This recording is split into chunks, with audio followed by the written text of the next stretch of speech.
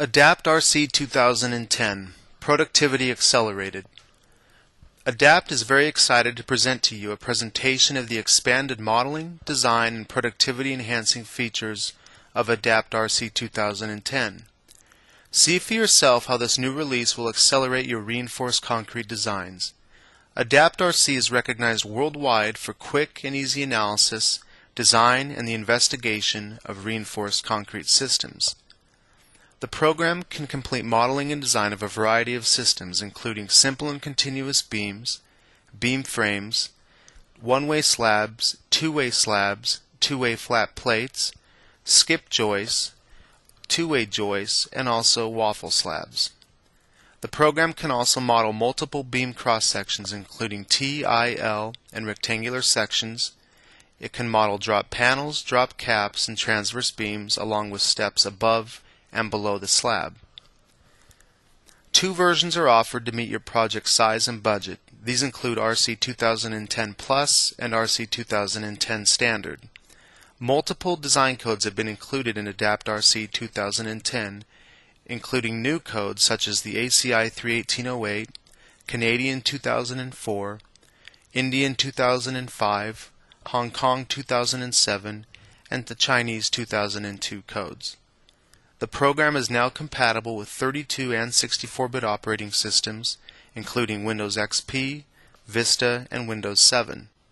Several features and improvements have been made to the program, including a new 3D graphical display, geometry input revisions, base reinforcement input, improvements to one-way shear design, the inclusion of allowable crack width input and design. A new customizable tabular and graphical reporting system has been included, improvements made to the investigation input, improvements made to the crack deflection algorithm, and many others. The purpose of this video tutorial is to show an example using Adapt RC version 2010 and highlighting the features added to the program.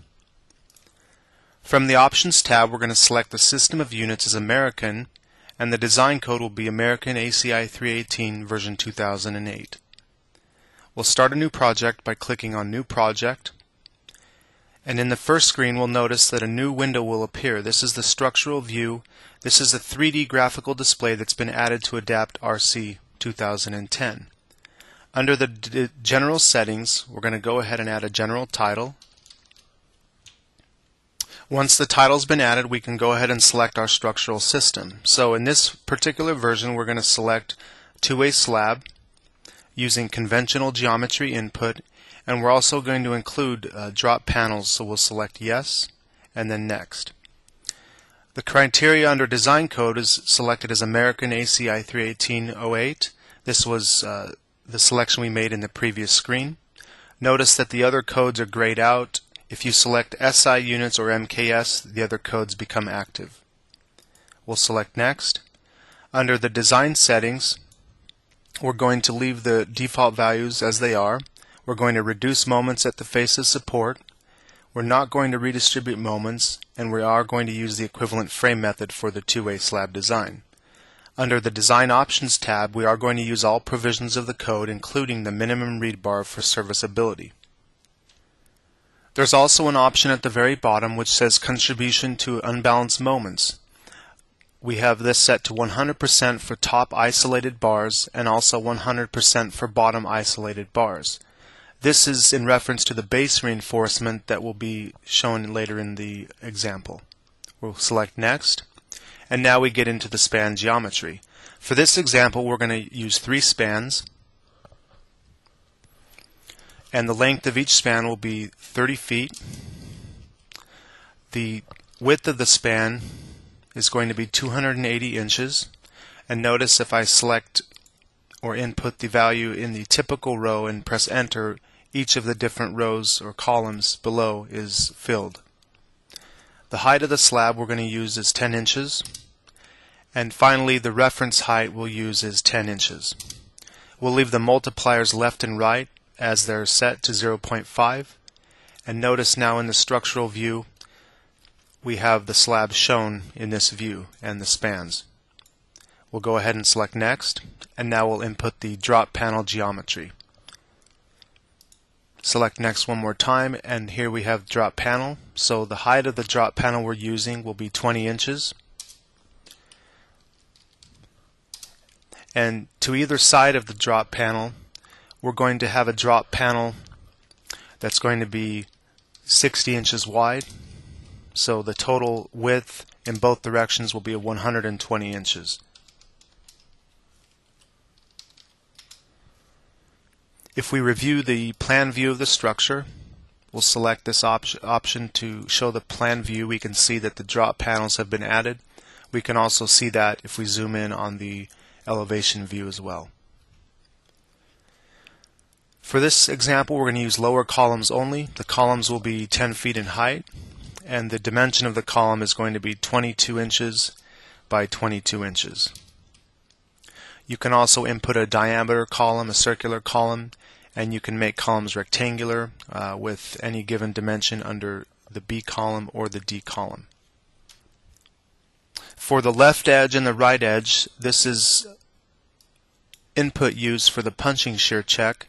This tells the program that in the direction transverse to the span direction, the condition for punching shear. So if we leave this to exterior, the program will check the dimension between the center line and the edge of slab top or the edge of slab bottom, and if that is less than 4 times the slab thickness, the program will consider it an edge or an end condition. If we select interior, and we'll change these to interior, the program assumes that it's an interior frame line, and so it uses all 4 sides as part of the critical section for the punching shear check. We'll go ahead now and select next. Under the supports and boundary conditions, we're going to leave the top and the bottom of each column fixed, so we'll leave these set as they are. And for the reduction for face of moments, we want to use the actual width of support. We'll select support width here, and those are automatically filled in. If you want to override those with some other value, you can deselect this option, and now you can type in a specific value. In the Loads tab, we're going to select 2 loads. The first load we're going to do is a superimposed dead load. So under the span, we're going to type all, and when we do this, each of the spans will be filled in with the same load. So for the superimposed dead load, this will be a uniform load, and we're going to use 20 psf for the uniform load. For the live load, we're going to use 50 psf. Again, it's a uniform load.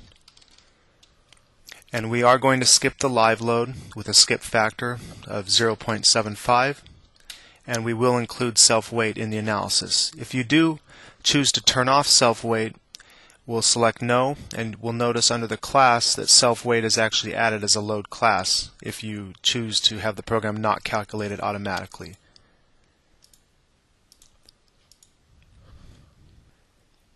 At this point, the structural view is filled out, so here we can see again we have the slab, the drop panels, columns, the fixity at the base of the columns, and also the loading. The program in this current version allows you to control some of the functionality within the structural view. So to do this, if we go to Select Viewable Items, a new window will appear which says 3D Display Settings. We can display colors for the spans, the background, the span segments, boundary conditions, and so on. We can also choose to view grid lines, visible here, and we can choose to view or not view different loads and moments in the graphical view.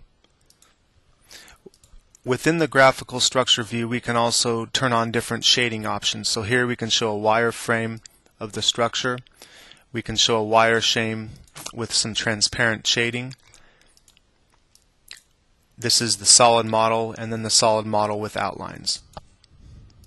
If you want to use quick tools or quick icons to deselect different options, we can do that as well.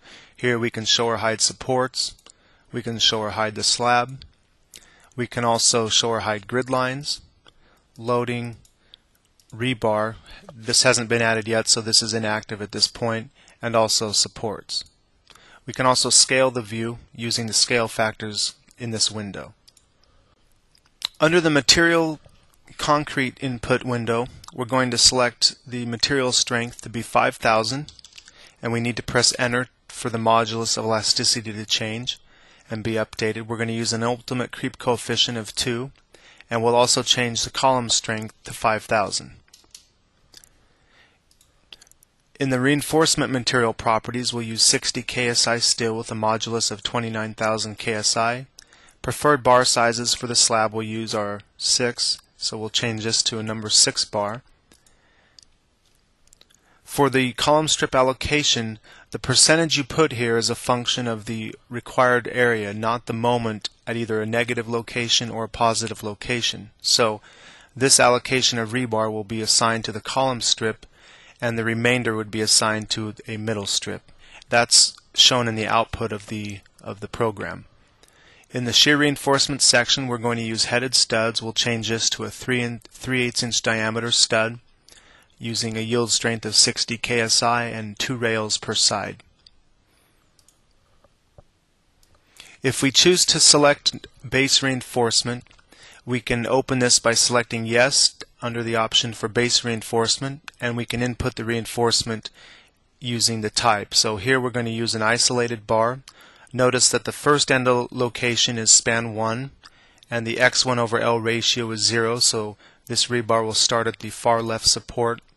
The second end location is span 3 and the x2 over L is 1, so this rebar will be continuous from the left support over to the right support. The bar size we'll use is a number 6 bar, so we'll select 6. There will be 10 bars in the bottom of the slab, and notice that the top or bottom location can be selected here, so we'll select bottom with 2 inches of cover. If we review the structural view at this point, the rebar does become active, so we're going to go to a wireframe view and we can see that the rebar is shown. So if we do turn off the display of the rebar, that hides the rebar as was previously shown inactive. We'll go ahead and highlight that rebar, go back to our main elevation view, and continue with the input. The cover we'll use to the top and bottom bars is 1.5 inches, and this is to the face of bar, not the center of gravity of steel, so we'll go ahead and select yes. The development length we'll use for strength will be 12 inches. This is not code specified or code calculated. This is an input by the user, so wherever reinforcement is no longer required, the program will add this extension onto that location of rebar. If you want to increase this to some code development length, you can increase manually by overriding the default values. The load combinations we're going to use are based on the code that was selected, so we'll use 1.2 times the dead load plus 1.6 times the live load. We also have our strength reduction factors shown for design. This program also gives the ability to include lateral loads in the analysis. If we select lateral load and set values, we can include lateral moments which are applied to either side of a joint, and we can also include 2 lateral load combinations with the option to reverse the sign for these combinations. In this example, we'll go ahead and deselect lateral load inclusion, and we're going to save the file. We'll say OK, and now we'll save the file using the File menu, Save. If we review the location where the file was saved, we can see that a .adb file is created and a folder is created with the same name.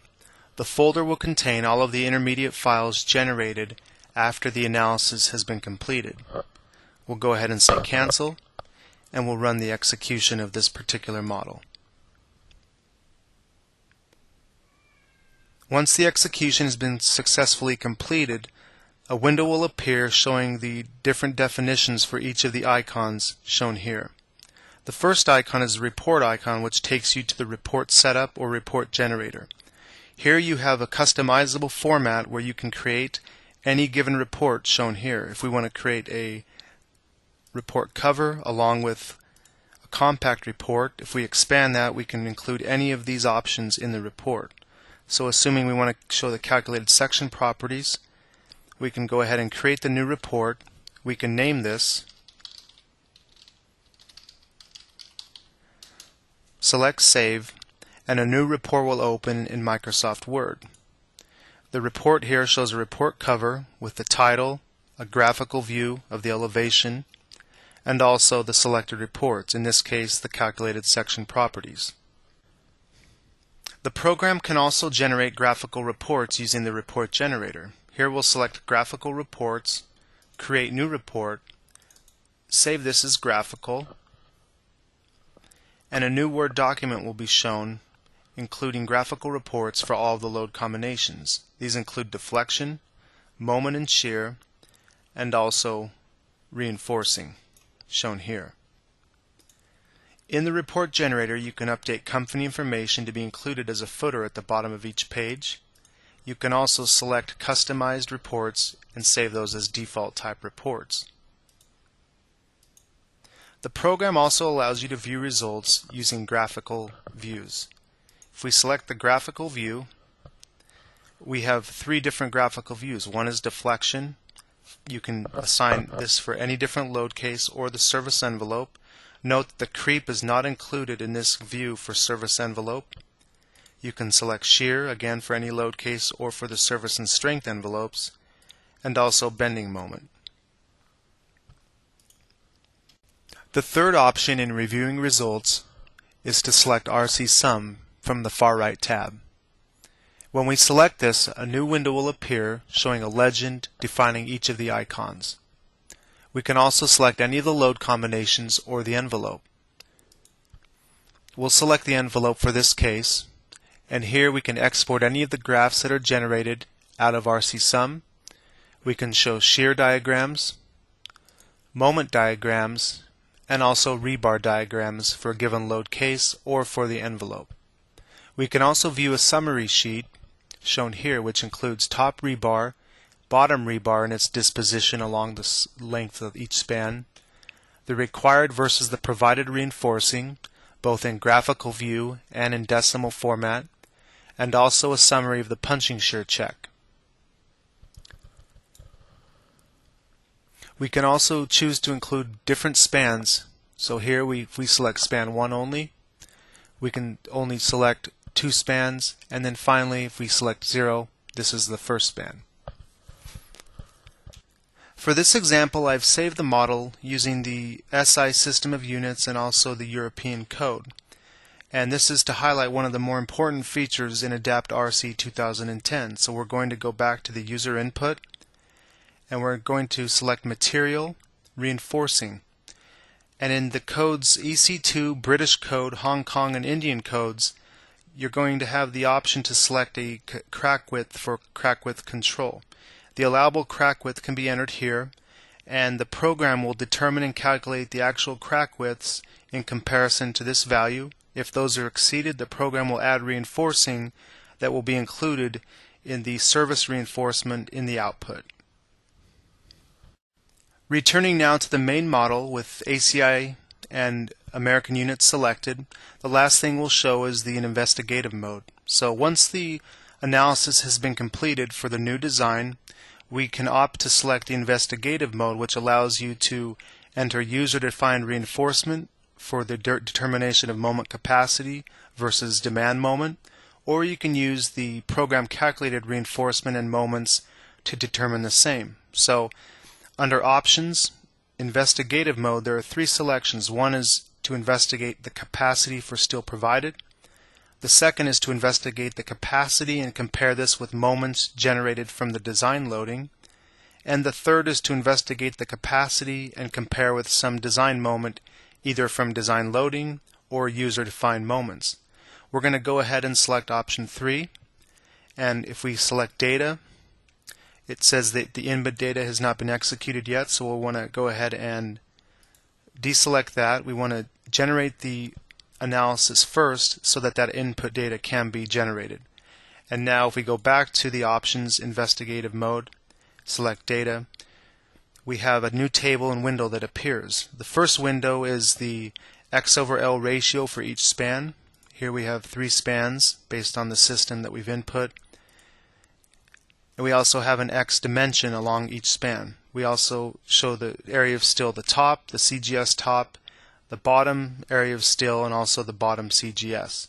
So we can generate the reinforcement to fill these tables with using the required rebar from the analysis or the provided rebar from the analysis, or we can manually input rebar and cover. For this example, we'll just say that we're going to use the provided reinforcing. So now the table is filled out with the provided reinforcement that was just calculated in the main analysis of the program. We want to compare the moment capacity generated with these values with the moments that were generated again in the analysis. And here we have the maximum and the minimum moments. So we're going to select moment envelope to generate that table, and now we'll select OK. And finally, we can run the investigative mode. So we're going to go ahead and execute the investigation. And that's been completed. If we want to review results for the investigation, we're going to go back to the report setup, and under Tabular Reports Detailed, we can select Investigation Mode. We'll create that report. And again, a Word document will appear showing moment capacities at demand moments along with capacity ratios. At the very bottom, it will also show us the rebar that was used in the investigation and its location and distance along each span. This will conclude the video tutorial for the new ADAPT RC2010.